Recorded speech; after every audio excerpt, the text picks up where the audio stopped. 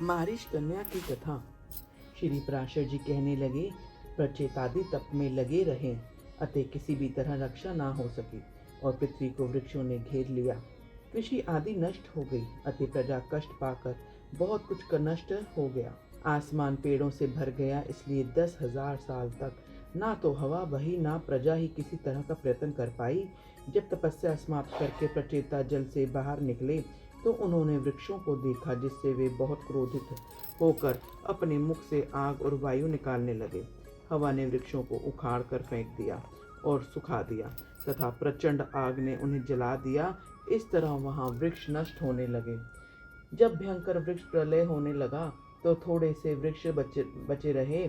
उन्हें जल जाने के भय से वृक्षों के राजा सोम प्रचेताओं के सामने आकर कहने लगे, हे नरपतिंगड़ों, आप अपने क्रोध को उगल दीजिए, मैं आप लोगों की वृक्षों से सुलह करवा दूंगा। मैंने पहले ही भविष्य को जानकर वृक्षों से प्रकट हुई इस दिव्य वर्ण वाली रतन रूपी कन्या को अपनी किरणों द्वारा पाल लिया है। वृक्षों की इस कन्या का नाम मरीषा है। यह इसलिए ही पैदा की गई है कि अवश्य ही तुम्हारे वंश की वृद्धि करने वाली तुम्हारी पत्नी बने। तुम्हारे और मेरे दोनों के आधे आधे तेज से इसके गर्भ से दक्ष नाम का प्रजापति पैदा होगा। वह तुम्हारे तेज के सहित मेरे अंश से पलावित होकर अपने तेज के कारण अग्नि के मानिद बनेगा और प्रजा की अंतिम वृद्धि का कारण बनेगा। आदि काल में एक कंडू नाम के मुनीश्वर हुए थे। उन्होंने गोमती सरिता के सुंदर तट पर घोर तपस्या की। उनका तप भ्रष्ट करने के प्रयोजन से इंद्र ने परमलोचा नामक सुंदर और उत्तम अप्सरा को तैनात किया। इस अप्सरा ने कंडू मुनीश्वर को विचलित कर डाला। उसके शुभ होने के बाद वे साल से भी अधिक समय विषासक्त होकर मंदराचल की कंदरा में पड़े रहे। एक दिन अप्सरा ने कंडू से कहा, ब्राह्मण, अब मेरी स्वर्गलोक जाने की इच्छा है, आप प्रसन्नता से मुझे विदा कीजिए। ऋषि बोले, प्रिय, अभी कुछ दिन और रह लेती है। ऋषि के ऐसा कहने पर उस अप्सरा ने कंडू के 700 वर्ष से अधिक समय तक सहवास करके नाना प्रकार के भोगों का सुख लिया। उसके फिर यह पूछने पर, ऋषिवर, मुझे स्वर्गलोक जाने की आज्ञा दीजिए। ऋषि ने उत्तर दिया, अभी और रुको। तब 100 साल से अधिक बीत जाने पर अप्सरा ने प्रणय युक्त मुस्कान द्वारा सुशोभित वचनों द्वारा कहा, हे ब्राह्मण, अब मुझे स्वर्गलोक जाने की आज्ञा प्रदान कीजिए। यह सुनकर ऋषि ने उसका आलिंगन किया और बोले, अब तू बहुत समय के लिए स्वर्गलोक चली जाएगी, अतः पल भर और रुक जा। तब वह सुंदर कमर वाली ऋषि के साथ क्रीड़ा करती हुई 200 वर्ष से कुछ समय तक और रही। जब भी वह स्वर्गलोक जाने की आज्ञा मांगते तभी ऋषि उससे यही कहते। ऋषि के इस प्रकार के वचन कहने पर प्रणय भंग की कसक को समझने वाली उस अप्सरा ने मुनि के शाप से डरकर उन्हें ना त्यागा और महर्षि का भी लगातार रमण करते करते अप्सरा ने नित्य प्रेम बढ़ने लगा। एक दिन मुनिवर बड़ी शीघ्रता से अपनी कुटिया से बाहर निकले और उन्हें जाता हुआ देखकर अप्सरा कहने लगी, आप कहाँ जाते हो? मुनिवर बोले, दिन अस्त हो चुका है, संध्या उपासना करनी है, अतः अन्यथा नित्य की क्रिया नष्ट हो जाएगी। तब अप्सरा बोली, हे सर्वधर्मज्ञ, क्या आपका दिन आज अस्त हुआ है? अनेक वर्षों के बाद अब आपका दिन अस्त हुआ है, बतलाइए, किसको अचंभा ना होगा।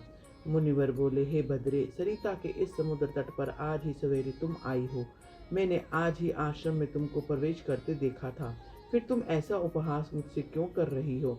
अप्सरा ने उत्तर दिया, हे ब्राह्मण, आपका यह कहना कि सवेरे तुम आई हो ठीक है, किंतु उस समय को आज सैकड़ों साल व्यतीत हो चुके हैं। तब वह ऋषि बोले, अरे भीरू, सत्य बतला, तेरे साथ रमण करते हुए मुझको कितना काल व्यतीत हो गया?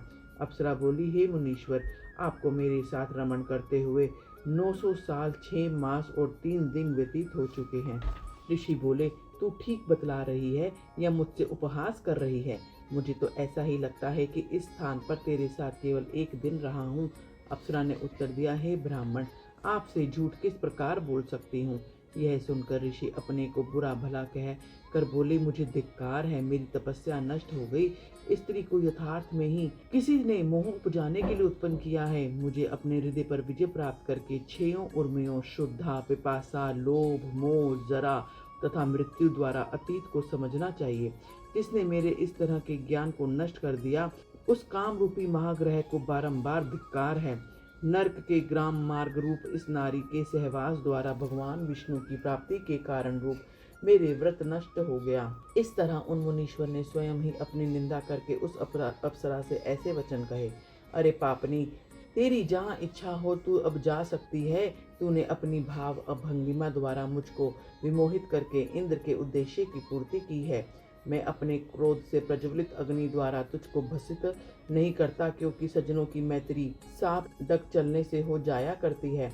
तो तेरे साथ इतने दिनों रह चुका हूँ, इसमें तेरा दोष भी नहीं है, क्योंकि मैं अत्यंत अजितेंद्रिय हूँ। दोष मेरा ही है, मुझे ही धिक्कार है। ऋषि तब तक क्रोध युक्त वचन कहते रहे। भय के कारण अप्सरा पसीनों से तरबतर होकर थर थर कांपती रही। उसे देखकर कंडू बोले, चली जा तू मेरे सामने से। अनेक बार ऋषि के फटकारे जाने पर वह आश्रम से बाहर निकली और आकाश मार्ग से जाते हुए उसने अपने पसीनों को वृक्षों के नए नए लाल लाल पलवों से पहुंचती हुई एक वृक्ष से दूसरे वृक्ष पर चलती चली गई। ऋषि ने उसके पेट में जो गर्भ उत्पन्न किया था वह भी निकले हुए पसीनों के रूप में उसके पेट से बाहर निकल गया। सोम ने कहा, पेट से निकलते हुए गर्भ को वृक्षों ने स्वीकार करके ग्रहण कर लिया, उसको वायु ने एकत्र कर लिया तथा मैंने अपनी किरणों द्वारा उसको पलित किया। अतः बालक शनि शनि बढ़ने लगे। वृक्षों से पैदा हुई वह मारिष्या कन्या ना तुमको वृक्ष प्रदान करेंगे, इसलिए अब तुम अपने क्रोध को शांत करो। इस तरह वृक्षों द्वारा प्रकट हुई वह कन्या ब्रह्मलोचना की बेटी है और कंडू मुनि मेरी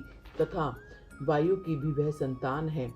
तदंतर साधुओं में श्रेष्ठ कंडू भगवान की तपस्या के क्षीण होने के कारण विष्णु भगवान की पुरुषोत्तम क्षेत्र नाम की निवास भूमि को सिधारे तथा हे राजकुमारों, वहां वे एक निष्ठ होकर ब्रह्म पार मंत्र को जपते हुए उदर्भ बाहु रहकर भगवान विष्णु को आराधने लगे। प्रचेतागण कहने लगे, कृपा करके हमसे उस ब्रह्मपार नाम के मंत्र को कहिए जिसको जप करते हुए कंडू ने श्री विष्णु भगवान की आराधना की थी। श्री सोम बोले, हे राजपुत्रों, वह मंत्र इस प्रकार है।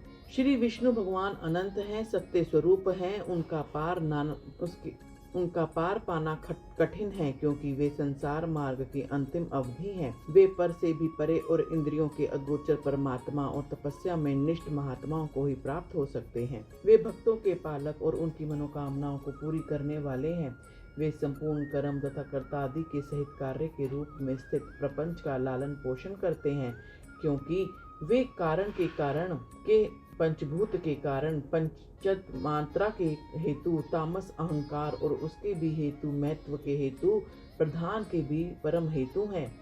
वे ब्रह्म अव्यय नित्य तथा अजन्मा हैं और वही क्षयादि संपूर्ण विकारों से रहित विष्णु हैं, क्योंकि ब्रह्म ही प्रभु हैं। ब्रह्मा ही सकल प्रजा के रक्षक अविनाशी एवं विष्णु स्वरूप हैं। वे अक्षर अज तथा नित्य ब्रह्मा ही भगवान विष्णु हैं। अतः एवं मेरे रोग आदि दोष शांत हों। इस ब्रह्मपार नामक परम स्रोत का जप करते हुए श्री विष्णु भगवान को आराधने से मुनीश्वर ने परम गति पाई। जो व्यक्ति इस स्रोत को नित्य प्रति पढ़ता है, सुनता है या सुनाता है, वह काम आदि समस्त दोषों से मुक्त हो अपना मनवांछित फल पाता है। ओम श्री विष्णु प्रियाय नमः। ओम श्री विष्णु प्रियाय नमः। ओम श्री विष्णु प्रियाय